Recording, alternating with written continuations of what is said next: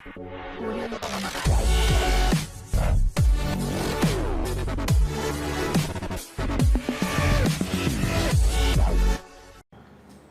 रसिक मित्रांनो, नमस्कार. मल्हार कम्युनिकेशन्स प्रस्तुत हॉबी डू बी डू, अर्थात एक तरी छंद असावा. हे आपल्या गाजलेल्या संवाद कट्ट्याचे आजचे अतिथी आहेत मित्रांनो. खऱ्या अर्थानं आज आपण सगळे एका अर्थाने धन्य झालेलो आहोत आणि हा तुम्हा आम्हा सगळ्यांचा बहुमान ज्यांनी मिळवून दिलेला आहे आणि ज्यांच्या साहित्यकृतीला मिळालेला आहे. काळ्या निळ्या रेषा आत्मकथनपर ही साहित्यकृती आहे.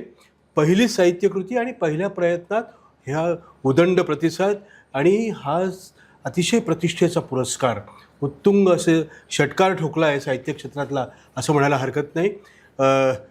सेवानिवृत्त चित्रकला शिक्षक, उत्तम संवेदनशील, सर्जनशील, सृजनशील असे चित्रकर्मी आणि ज्यांच्या रेषा बोलतात अशा ज्यांची ओळख आहे, लौकिक आहे, असे आपल्या सर्वांचे सन्मित्र आपल्या जळगाव नगरीतल्या या मुंदडा हायस्कूलमधनं चित्रकला शिक्षक म्हणून सर निवृत्त झालेले आहेत आणि त्यांचं मूळ गाव आहे चोपडा तालुक्यातलं छोटंसं लासूर हे गाव. आणि सरांचं नाव अर्थातच सगळ्यांच्या ओठांवर आहे. ठिकठिकाणी सरांचे सन्मान होत आहेत. पुण्याला मसापसारख्या महाराष्ट्र राज्य साहित्य परिषदेने सुद्धा दिग्गज लोकांच्या उपस्थितीत त्यांचा सन्मान केलेला आहे. आणि खरंच या आपल्या भूमिपुत्राचा, या आपल्या खानदेश पुत्राचा सन्मान होणं, याची देही आहे, याची डोळा, हा आनंद आपल्याला बघायला मिळणं ही फार मोठी आनंदाची पर्वणी आहे मित्रांनो. तर स्वागत करूया आजच्या संवाद कट्ट्यावर. एपिसोड क्रमांक 263मध्ये चित्रकर्मी, सर्जनशील लेखक आणि साहित्य अकादमीचे विजेते, सन्माननीय सन्मित्र श्रीयुत राजू बाविस्कर सरांचं. सर, आमच्या अख्ख्या मल्हार कम्युनिकेशनच्या टीमच्या वतीनं तुमचं सहर्ष स्वागत आहे सर. धन्यवाद. काळ्या निळ्या रेषा, सगळ्यांच्या ओठांवर आपलं आत्मकथनपर ही साहित्यकृती आणि खऱ्या अर्थानं म्हणजे मला आवर्जून सांगितलं पाहिजे, कारण सरांचा प्रवास काही अंशी मलासुद्धा जवळून पाहायला मिळालेला आहे. त्याचासुद्धा मी साक्षीदार आहे मित्रांनो. जो माणूस भोगतो की नाही हे सगळं, ती वेदना, तो अस्वस्थ मनाचा हुंकार, त्याला एक छानपैकी करुणेची झालर पण येते. आणि नक्कीच ते धगधगतं सगळं आयुष्य जे आहे ते आपल्याला असं भिडतं. त्यांचे शब्द हे जे आहेत ते काळजातले शब्द आहेत, म्हणून ते आपल्या अंतरीचा आणि आपल्या काळजाचा ठाव घेतात. ते कागदावर येतात, पण ते कागदावरचे शब्द नाही आहेत, तर ते काळजातले शब्द आहे मित्रांनो. आणि म्हणून ते निश्चितपणाने भिडलेले आहेत आणि हा त्यांचा सन्मान झालेला आहे. माझ्या माहितीप्रमाणे हा आपल्या साहित्यिकाचा, लेखकाचा हा तिसऱ्यांदा होणारा सन्मान आहे. आणि मध्ये खूप वर्षांची गॅप गेली आहे, नाही का सर? म्हणजे किती वर्षांची? जवळपास जवळपास काय 25-1 वर्षाची गॅप गेली असेल. आणि आत्मकथनपर साहित्यकृतीला हा पहिला सन्मान मिळाला. काय जास्त म्हणजे पहिला आहे. क्या बात आहे. बऱ्याच वर्षानंतर आत्मकथनाला साहित्य अकादमी मिळाले मराठी भाषेत. बिलकुल बिलकुल. तर एक चित्रकर्मी म्हणून मला त्या याचं कुतूहल वाटतं सर. काळ्या निळ्या रेषा आणि हा रंग आणि एक चित्रकर्मी आणि दुसरं संवेदनशील, हे सगळं म्हणजे खऱ्या अर्थानं चटका लावणारं जिणं तुमच्या वाटेला आलेलं, नाही का? आणि ते सगळं तिची मांडणी त्याच्यामुळे तुम्ही व्यक्त झालेलं. आणि तुम्ही म्हटलेलं आहे एका मुलाखतीमध्ये की हे म्हणजे ठरवून असं काही लिहिणं होत नाही, ते आतून यावं लागतं, तेव्हा ते भिडणारं होतं, भावणारं होतं. काय म्हणाल आपण? खरं तर लेखन करणं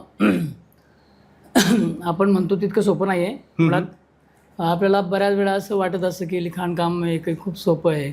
जसं चित्र काढणं अवघड आहे, अवघड म्हणण्यापेक्षा ते सर्जनशील आहे, तसंच लिखाणाचं पण आहे की कविता म्हणा, कादंबरी किंवा आत्मकथनाच्या कथानक म्हणा, जे काही असेल ते साहित्यातलं ते आणि चित्र हे जवळपास सारखीच त्याच्यात ताकद लागते. आणि त्याच्यानंतर मग ते होईल का नाही याची पण काही गॅरंटी नसते. मग ते किती हातात येईल याचा पण काही थांग पत्ता नसतो. पण तुम्ही त्याचा पाठलाग करत गेलात, अभ्यास करत गेला की मग तुम्हाला ते एकनिष्ठपणे मिळतं. ते तुमच्यातली ती एकनिष्ठ असलेली श्रद्धा कलेच्या समर्पित असली पाहिजे, तेव्हा ते पुरेपूर काहीतरी एक कलाकृती बाहेर येते. आम्ही म्हणतो ना, चित्रकलेमध्ये जरी 100 चित्र काढलीत ना आम्ही, तर त्या 100 चित्रांमध्ये साधारणतः 20-10 चित्र असतात. म्हणजे बाकीचे चित्र नसतात का, तर बाकीचे चित्र असतात, पण तो बाकीच्या चित्रांचा अभ्यास असतो. बरं बरं. आणि त्याच्यातून 10 चित्र फक्त खरे चित्र असतात. अच्छा तसं लिखाणाचं पण असतं की आपण खूप काही लिहितो, आधी खूप लिहिलं, कारण 30 एक वर्षापासून मी काही कविता लिहायचो, काही नियतकालिकांमध्ये लेख लिहायचो, म्हणाल तर लोकमतला पण सदर लिहायचो, महाराष्ट्रानं सदर लिहायचो. असा हा प्रवास असतो सगळा. कविता लिहायचो काही अंकांमध्ये, दिवाळ्यांकांमधून किंवा नियतकालिकांमधून. असा हा सगळा प्रवास होतो. एक दिवसाचा नसतो नेमका असा. त्याला एका दिवसात काहीतरी घडतं असं काही होत नाही. निसर्गाचे नियम असतात ना हे सगळे. मोठी निर्मिती घडायला खूप कालावधी लागतो ना असा. आता आपण एखादं बीज रोवलं खाली, तर ते लागलीच थोडं मोठं होऊन जाईल असं एकदम भव्य. त्याला कालावधी लागतो. अनेक वर्ष त्याच्यात जातात आणि त्याच्यानंतर ते मोठं भव्य असं बघण्यासारखी मोठं झाड होतं आणि मोठी सावली मिळते किंवा फळं मिळतात. अशी ती प्रोसेस आहे. असं नाही की आज आणि बाबा सहज झालं आणि आपण करून घेऊया असं काही नाही, असं नाहीये. आणि मी म्हटलंय की एखादा इंजिनिअरिंग करणं सोपं आहे, पण चित्रकार होणं कठीण आहे. तर हे पण जरा लोकांनी समजलं पाहिजे, कारण की इंजिनिअरिंग करताना तुम्हाला एक सडनली अकॅडमिक अभ्यास असतो. त्या अभ्यासातून तुम्हाला ते अभ्यास करून मोकळं व्हायचं असतं आणि जे दिलेलं आहे त्याच्यापैकी आपल्याला मिळून पास व्हायचं असतं. पण याच्यात पण आहे तसं की अकॅडमिक शिक्षण आहे, पण निव्वळ चित्रकार होणं हा जो काही भाग आहे ना, तर हा भाग इतका कठीण आहे की त्याच्यापेक्षा इंजिनियर होणं सोपं आहे. मग ते सोपं आहे. अच्छा, बरं. कारण की तुमच्या आयुष्यात कधी चित्रकाराचं तुम्हाला काही सापडेल, कधी सापडेल. असे अनेक चित्रकारांचे आयुष्य निघून गेलेत, म्हातारे होऊन गेलेत ते, पण तरी त्यांच्या हाती काही लागत नाही.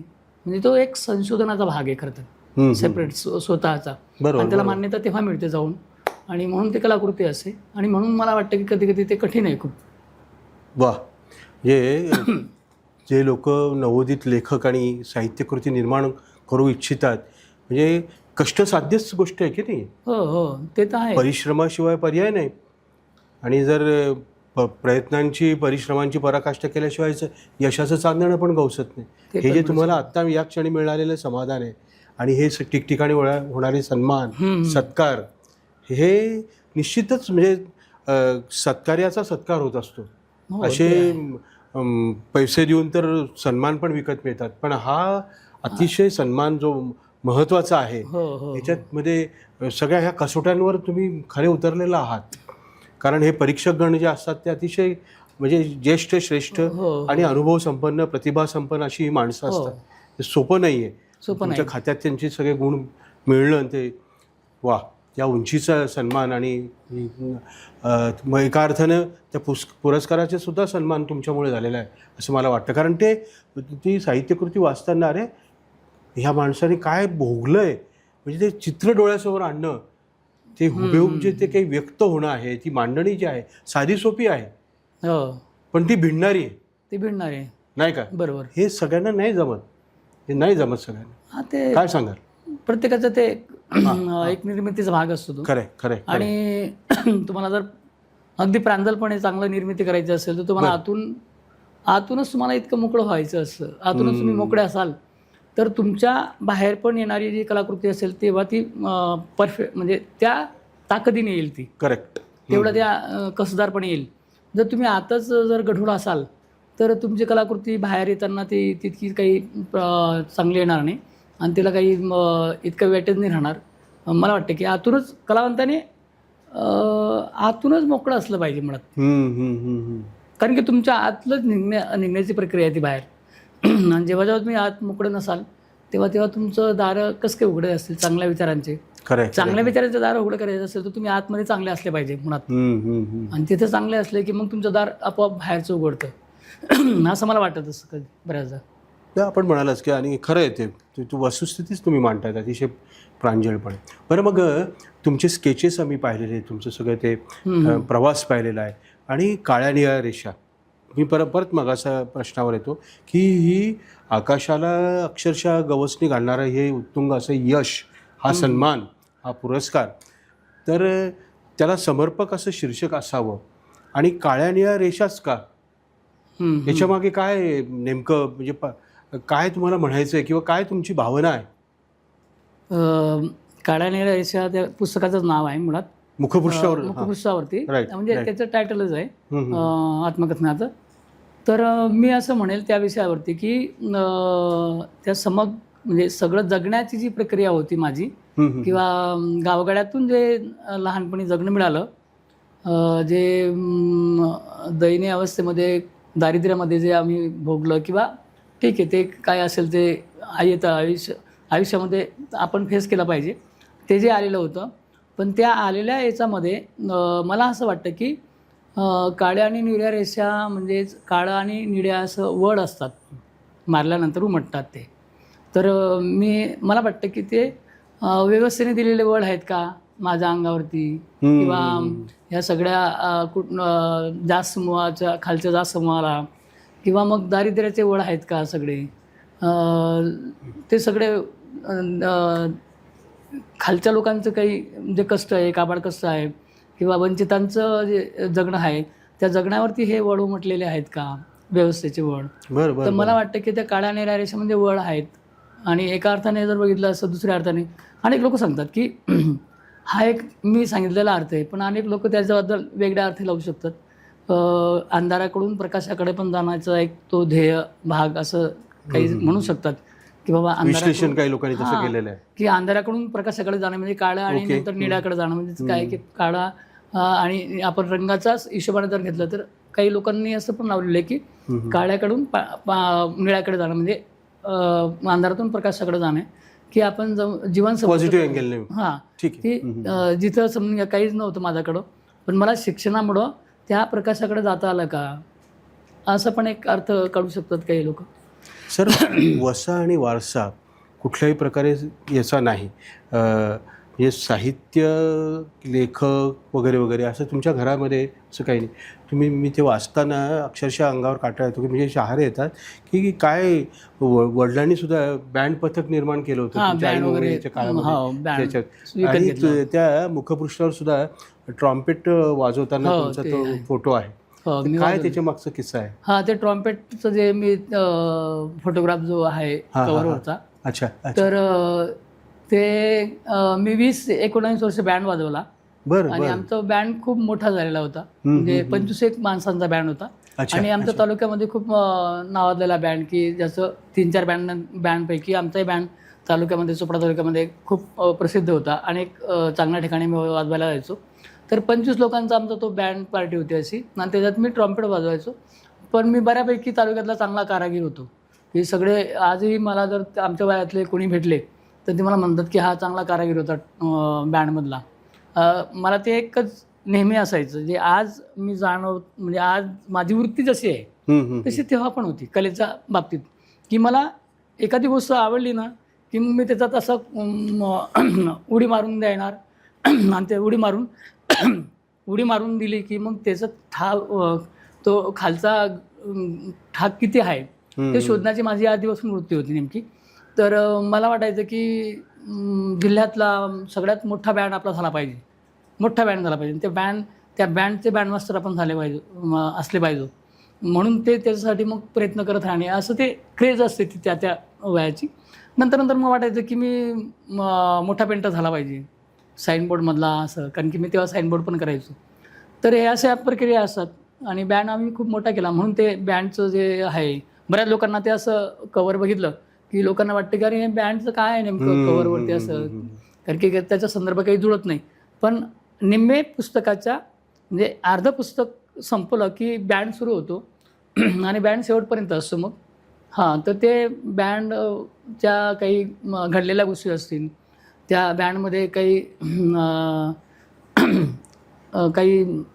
लग्न समारंभातल्या गोष्टी असतील, असे अनेक कथानक त्या पुस्तकात आलेले आहेत. आणि ते अनेक पात्र आहेत अशी बँडमधली पण, की आम्ही जिथं वाजवायला जायचो तिथं एका ठिकाणी तर आम्ही जिथं वाजवायला गेलो होतो त्या नवरदेवने पारावरतीच बुलेट मागितलेली होती. बरोबर. आणि बुलेट मागितल्यानंतर मग नवरीचे वडील म्हटले की बाबा तो नवरीच्या वडिलांना कळलं की बाबा हा कपडे घालत नाही, तर नवरदेव कपडे का घालत नाही, तर तो बुलेट मागतोय वगैरे असं निरोप आल्यानंतर नवरीचे वडील हतबल झाले आणि ते हा हळूहळू निरोप त्या नवरीपर्यंत पोहोचलेला होता. आणि त्या नवरीने मग विचार केला की माझा आत्याचा मुलगा माझ्याकडे सालदारकी म्हणून काम करतो, तो BA झालेला आहे, तर हे असे जर माणसं असतील आता लग्नामध्ये, इतका यांनी गावामध्ये घोड केला, इतका या लग्नामध्ये इतका नको त्या गोष्टी करता येते. आणि असे शिकलेली माणसं जे एवढे मोठ्या नोकरीला आहेत पण असे वागतायत, तर ही अशी शिकलेली माणसं मला काही कामाची नाही आहेत. तर त्या मुलीने आत्याचं मुलाशी लग्न केलं होतं. ते वरात परत गावी त्यांच्या घरी ते बिना लग्नाचे घेऊन गेलेले होते त्यांच्या गाड्याकडून. म्हणजे असे काही प्रसंग होते. मग मला वाटायचं की मी इथं बँड वाजवायला आलो होतो खरं तर त्या लग्नामध्ये.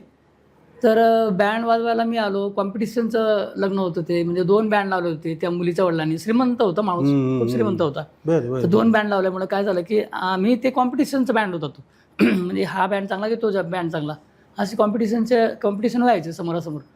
तर आम्ही खूप रेसल केली होती, परीक्षा दिल्यासारखं की आम्ही MA वगैरे परीक्षा देतोय आणि तसं जसा अभ्यास करावा लागतो तसे रेसल करावे लागते कॉम्पिटिशनचं बिन असेल तर. आणि मग तेव्हा मग मला वाटायचं की अरे आपण तिथं कॉम्पिटिशनचं बेण्यासाठी आपण आलो होतो, स्पर्धेसाठी आलो होतो, पण स्पर्धा जर बघितली तर ग्राउंडला स्पर्धा किती भयंकर आहे की इतके मोठे शिकलेले माणसं आहे ना, असे पैसे मागतायत, एक मुलगी म्हणते.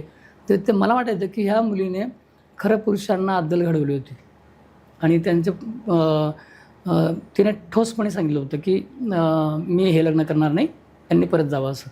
म्हणजे किती ताकद असेल त्या मुलीमध्ये, तेव्हा परिवर्तनाची किती मोठी ताकद होती. खरंय. अशा खूप गोष्टी आहेत बँडमधल्या म्हणजे बँडच आहे असं नाही, तर बँडच्या अनेक गोष्टी त्याच्यामध्ये आहेत त्या आलेल्या संदर्भातून. सर, आपण एक कला शिक्षक, चित्रकला शिक्षक आहात, कवी आहात, संवेदनशील, आणि आता तर शिक्कामोर्तब झालं आहे. तर साहित्य अकादमीचा पुरस्कार जाहीर झाल्यानंतर पहिली प्रतिक्रिया काय होती आपली?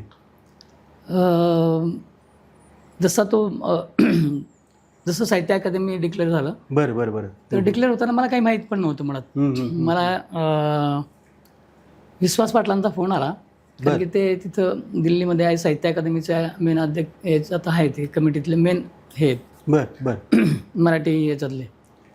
तर त्यांनी मला फोन केला, माझ्याकडं ट्रू कॉलरवरती नंबर आला की विश्वास पाटील. माझ्याकडे नंबर नव्हता त्यांचा. मग मी बघितलं, अरे मला विश्वास पाटलांचा फोन आहे. त्यांनी तिकडनं ते बोलत होते की अरे तू राजू बोलतोय ना, राजू वयस्कर बोलतोय ना तू? म्हटलं हो, मी राजू वयस्कर बोलतोय. अरे म्हणे तुझं खूप खूप अभिनंदन राजू. म्हटलं काय सर? अरे म्हणे तुला या वर्षाचं साहित्य अकादमी आहे तुझ्या काढण्या देशाला. म्हटलं सर तुम्ही खरं सांगतायत का? म्हणलं मला आजही असं वाटत नाही, आणि सर अशी गंमत काही घेऊ नका प्लीज, असं सॉरी.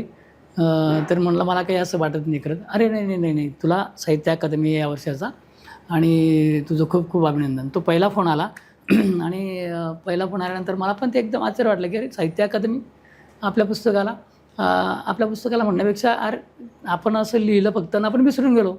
म्हणजे चित्रासारखे चित्र काढले ना आम्ही विसरून जातो, तसं लिहून झालं पुस्तक. आणि हे जर रसिकांनी वाचावं, तसं आम्ही त्या वृत्तीने ते पुस्तकाचं लिखाणकाम करून मी विसरून गेलेलो माणूस. मग नंतर मग बाईला आनंद झाला खूप घरात, कुटुंबात. साहजिक आहे की एवढा मोठा पुरस्कार आहे, मग एक वेगळा आनंद असो, कुटुंबात पण आनंद झाला. छान. बरं, मग मला मगाशी आपला उल्लेख झाला, म्हणजे एका बाजूला कला आणि साहित्य, आणि तुम्ही परिवर्तन हा शब्द पण वापरला, अतिशय संयुक्तिक असा तो शब्द आहे. तर समाज परिवर्तनाची ताकद कला आणि एका बाजूला साहित्य या दोघांमध्ये आहे. काय वाटतं आपल्याला नेमकं? मी तर हेच म्हणेल की कोणतीही कला ही तुम्हाला परिवर्तन घडवण्याची गोष्ट शिकवते. बरं. म्हणजे कशी शिकवते ती? कारण की तुम्ही त्या कलेमध्ये प्रश्न विचारले पाहिजेत. व्यवस्थेला प्रश्न विचारले पाहिजे, सगळ्याच गोष्टींमध्ये प्रश्न विचारला पाहिजे. बरोबर. इथं पाण्याचं का बरं असं होतंय, इथं झाडांचं का असं होतंय, इथे असं काय चाललेलं आहे, इथं काय चाललेलं आहे, सजग असतं. जोपर्यंत म्हणजे सामाजिक भान ठेवून प्रश्न विचारले गेले पाहिजेत प्रत्येक कलेमध्ये. आपण जसं नाटकामध्ये प्रश्न विचारतो, सामाजिक काहीतरी प्रश्न असतो ना सगळ्यांचाच. नाटकाचं म्हणजे काय की एक सामाजिक प्रश्न असतो, विचारतात आपण नाटकांमध्ये पण. तसं कवितेमध्ये पण असतो, कवितेमध्ये पण सामाजिक प्रश्न असतात. तसं चित्रकलेमध्ये पण असले पाहिजेत आणि असतात. कारण की आज जर पाश्चिमात्य चित्रकार बघितले तर त्यांनी पण खूप प्रश्न केलेले आहेत. पाश्चिमात्य चित्रकारांनी प्रश्न उभे केले पाहिजेत कलेमध्ये. आणि जोपर्यंत प्रश्न उभे राहत नाही कलेमध्ये तोपर्यंत रसिकांना काय करणार आहे. आणि मला वाटतं की पाना फुलांची चित्रकला असते, ज्याला ते जे पटेल ते त्यांनी केलं पाहिजे. असं म्हणणं नाही की त्यांनी हेच केलं पाहिजे. कारण की त्यांची ते प्रत्येक व्यक्ती हा स्वातंत्र्य असा नैसर्गिक बनलेला असतो. ज्याला ज्या चित्रकला जे आवडत असेल ते त्यांनी करावं. पण मला स्वतःला वाटतं की ही जी चित्रकला आहे ही चित्रकला प्रश्न विचारण्यासाठी आहे असं मला वाटत असतं. आणि मी त्या पद्धतीने हे माध्यम आहे आणि म्हणून मी त्या माध्यमातून प्रश्न विचारत असतो चित्रकलेमधून. अच्छा अच्छा अच्छा. सर आत्ता तुम्ही चित्रपटाचा वगैरे उल्लेख केला, तर आपल्या ह्या साहित्यकृतीवर की जी साहित्य अकादमी विजेती अशी ही साहित्यकृती आहे, तर याच्यावर नाटक म्हणा किंवा चित्रपट यावा असं नक्की वाटत असेल, कारण तेवढं ती ताकद त्याच्यामध्ये आहे. काय वाटतं आपल्याला? म्हणजे यायला पाहिजे असं वाटणं साहजिक असतं तुमचं लेखक म्हणून. पण आपण खूप आशा ठेवून काम केलं ना कोणती गोष्टींमध्ये, म्हणजे स्वार्थ ठेवून एखादं काम केलं असेल तर ती कलाकृती चांगली होत नाही. तिच्याने कोणतंच काही मोठं घडत नाही. काम असंच केलं पाहिजे की मला हे काम करायचं आहे, मला काम म्हणजे याच्यातून काय मिळेल याच्यासाठी नाही मला काम करायचं आहे, पण मला हे काम नीट करायचं आहे. असं जेव्हा तुम्ही काम करतात ना तर तेव्हा निस्वार्थीपणे खूप काही मिळत जातं. येईल एखाद्या वेळेस सांगता येत नाही, कोणीतरी करतीलच. पण निस्वार्थीपणे कलेमध्ये काम केलं पाहिजे तर तुम्हाला काहीतरी मिळतं. समजा मी चित्र काढायला बसलो, चित्र काढायला बसल्यानंतर माझ्या डोक्यात जर असं असेल की हे जे मी चित्र काढतो आहे याला खूप किंमत मिळली पाहिजे, याला पैसा मिळला पाहिजे, ह्याचं काहीतरी झालं पाहिजे, तर काही होणार नाही. त्या कलेचं काही होत नाही. का होत नाही? कारण की त्या कलेच्या मागे तुमचा स्वार्थ आहे. आणि कलेच्या मागे जर स्वार्थ असेल तर ती कलाकृती नसते मुळात, ती कलाकुसर असते. बरं. ती कारागिरी असते. आणि निस्वार्थपणे तुम्ही कामाला बसले आहेत की मला आज एक काम करायचं आहे आणि ते माझ्यासाठी करायचं आहे, स्वतःसाठी. मग ती स्वतःसाठी असते, ती विकण्यासाठी नसते, कोणासाठी नसते. आणि मग ती कलाकृती होते करतं. आणि जर तुम्ही दुसऱ्यांच्या डोळ्याने काम करत बसला असाल तर मग ती स्वार्थपणाने ते काम करतोय आपण, आणि ती कलाकृती नसून कलाकुसर असते, ती कारागिरी असते. वा. बरं, मग खरं तर आपण बऱ्यापैकी मुसाफिरी केलेली आहे सगळ्या कला शिक्षक म्हणून सुद्धा आणि साहित्य प्रांतामध्ये सुद्धा. बरोबर. पण मग आत्मकथनच आपण ती साहित्यकृती तो मार्ग निवडावा. आपण जे भोगलेलं आहे ते समाजासमोर यावं.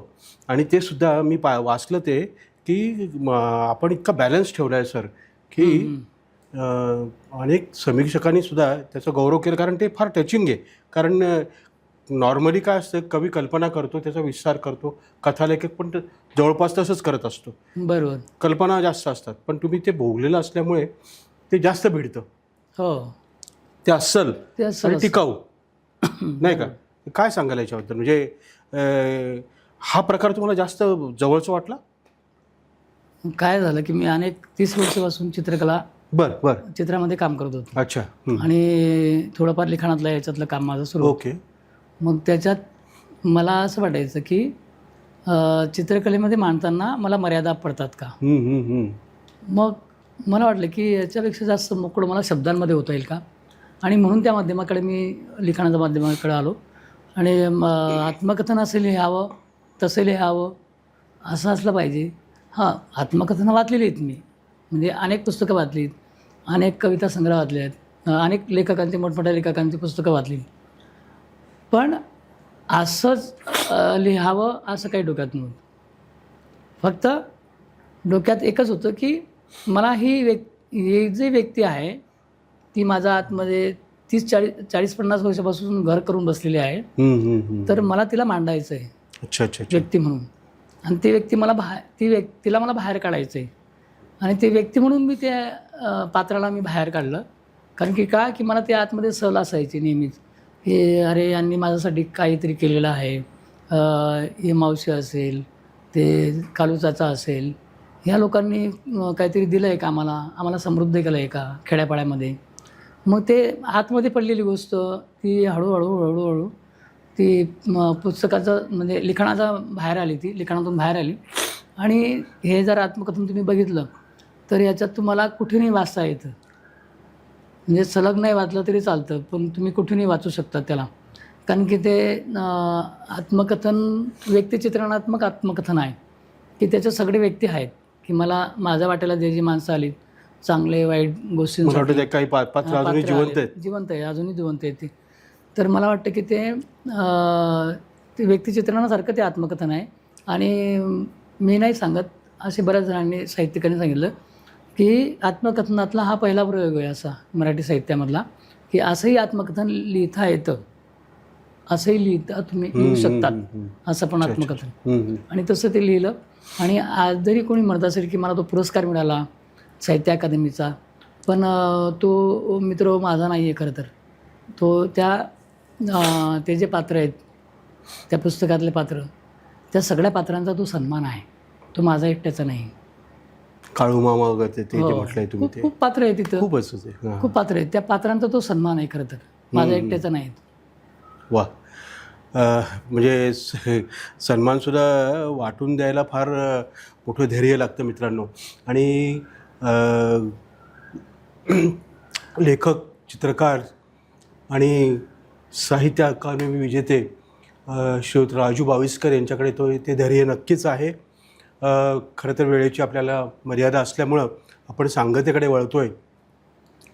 सर मला सांगा की डिजिटल ह्या सगळ्या युगामध्ये आणि एकीकडे AI प्रवेश होत असताना, ते आव्हान स्वीकारत असताना ते नवं ते हवं हे सगळं आहे, हे सगळं आहे.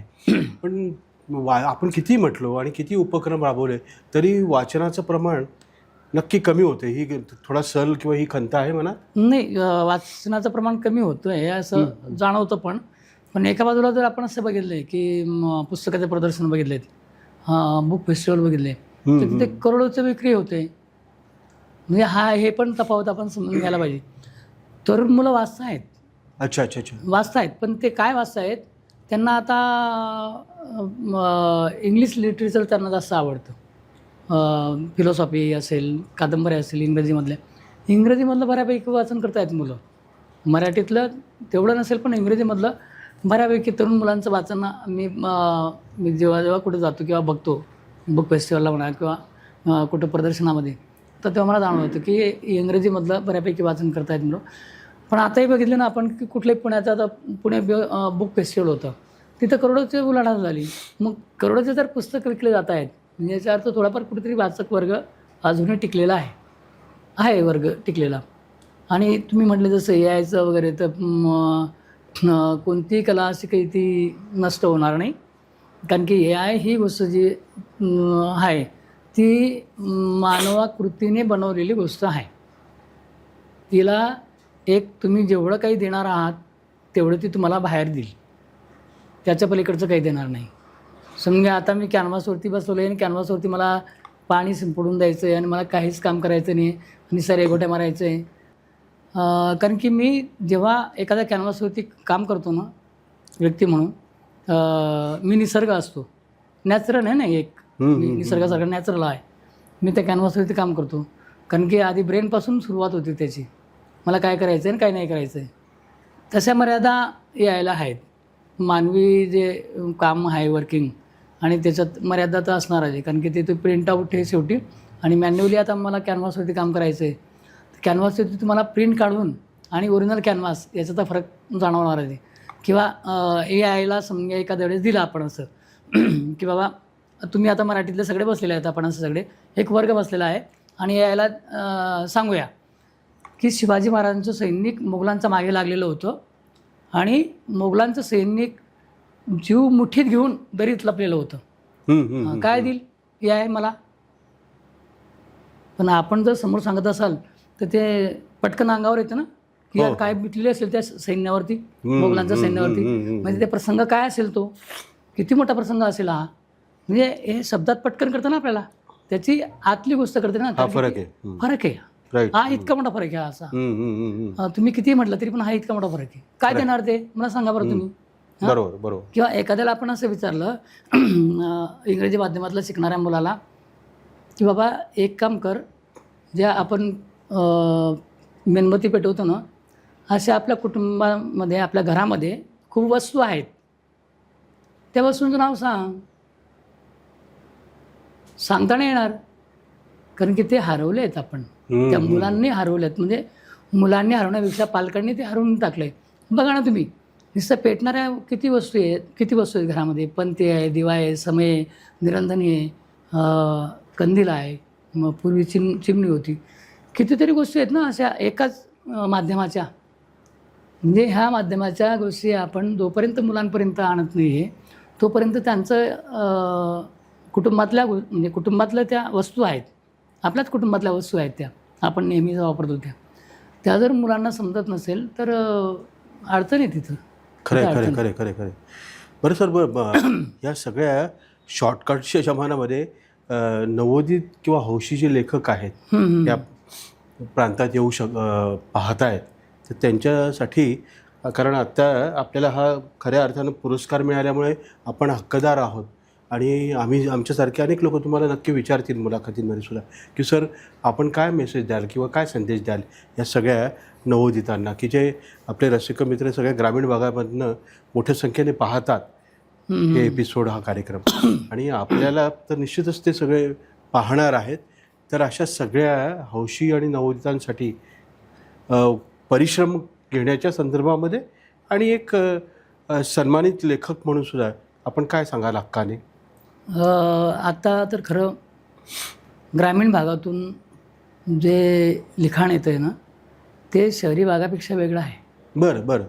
खूप वेगळं आहे शहरी भागापेक्षा. आणि आता हा जो कालखंड आहे, या कालखंडामध्ये ग्रामीण भाग हे मराठी भाषेला समृद्ध करू शकतो असं चित्र दिसायला लागलं आहे. का बरं की बरेचसे ग्रामीण भागातून मुलं शहरी याच्यात येतात, पण त्यांची नाळ मात्र ग्रामीण भागाशी असल्यामुळं त्यांना तो सगळा परिसर, ते जिवंतपणा त्यांच्याकडे त्यांनी सोबत आणलेला असतो.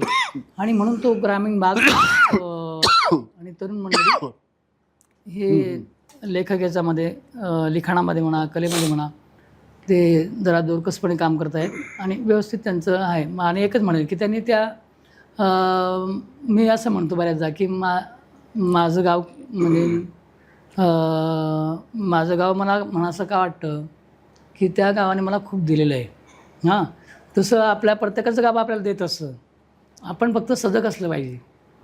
आपण सजग असेल तर आपल्याला ते म्हणजे काय देतं हे माहीत नाही, पण तुम्ही जेव्हा बाहेर येतात ना तर तुम्हाला कळतं की आपल्या गावातून आपण काहीतरी आणलेलं आहे स्वतःसाठी, आणि तेच आपण मांडतो, तेच आपण कलेमध्ये देतो.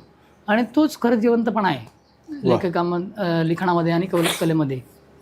तोच जिवंतपणा आहे. लोकगीतं म्हणा, जे काही असेल तो एक तो फॉर्म येतो ना, तो सगळा फॉर्म खालचा फॉर्म येतो, असा मातीशी जुळलेला फॉर्म आहे, आणि तो येतो ना मग आणि तो नवा असतो. बरोबर. तुम्ही नवीन प्रेझेंट करतात, त्याच फॉर्मला तुम्ही नवीन प्रेझेंट करतात फक्त, आणि तो नवीन वाटतो लोकांना. म्हणून आपण म्हणतो की ग्रामीण भागातूनच खूप काही मिळू शकतं.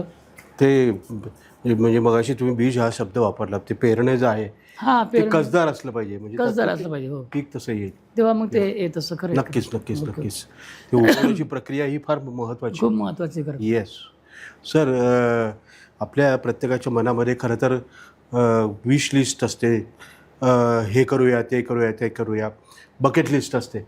तुमच्याही मनामध्ये खूप गोष्टी असतील, नव्या पिढीसाठी काही करायला हवं.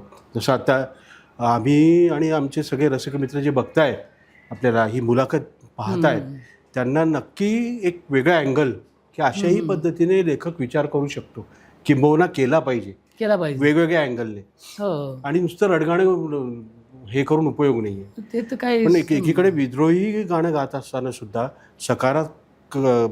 सकारात्मक पद्धतीनं जी आपण मांडणी केलेली आहे, काही पात्र काळू मामासारखी जी आपण आत्मकथनपर या साहित्यकृतीत आणलेली, ती फार महत्त्वाची आहे. आणि हा एक वेगळा अँगल बघण्याचा आम्हा सगळ्यांना मिळाला आहे. माझ्यासहित सगळे पाहणारे जे काही आपले रसिक मित्र आहेत त्यांचा सगळ्यांचा वेळ मी खात्रीनं सांगेन की आज सत्काराने लागलेला आहे. ओके. आपण आलात, मल्हारच्या संपूर्ण टीमच्या वतीनं मी आपलं मनापासून आभार व्यक्त करतो आणि आपल्या पुढच्या वाटचालीसाठी मनापासून शुभेच्छा देतो. नमस्कार मित्र हो, मी राजूभाई युस्कर. आज मल्हार कम्युनिकेशनच्या हवी डुबे ह्या प्लॅटफॉर्मवरती माझ्या मुलाखतीसाठी मी इथं आलो होतो आज. आणि ह्या सगळ्या मल्हार टीमने जी माझी मुलाखत घेतली, मी त्या आभार मानतो. आणि हा जो प्लॅटफॉर्म आहे हा सगळ्या विविध कलेंचा हा प्लॅटफॉर्म आहे की ते मुलाखत घेऊन खूप सामान्य लोकांपर्यंत ती मुलाखत घेऊन जातात आणि ती मुलाखत अधिक जास्त लोकांनी बघावी. धन्यवाद मित्र.